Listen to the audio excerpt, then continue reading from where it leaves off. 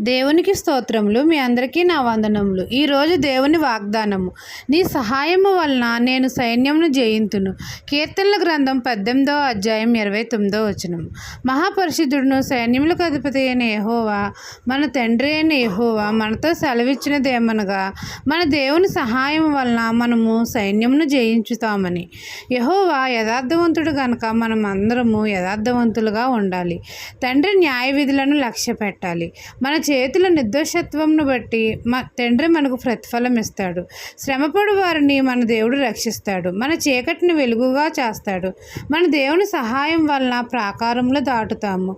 మన దేవుని సహాయం వలన సైన్యంను జయిస్తాము. మనకు బలమును ధరింపజేసి మన చేతులకు యుద్ధం చేయుట నేర్పువాడు ఆయనే. మన రక్షణ కేడము, మన ఆశ్రయ దుర్గము ఆయనే. మన శత్రువులను తరిమి కొట్టి మన ఎదుట లేవలేకపోవునట్లు వారిని అణగదొక్కువాడు ఆయనే.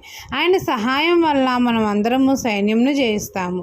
ఈ దిన వాగ్దానం మీ నా జీవితంలో నెరవేరాలని కోరుకుంటూ దేవుని సువార్త పరిచర్యలో మీ సహోదరి. ఆమెన్.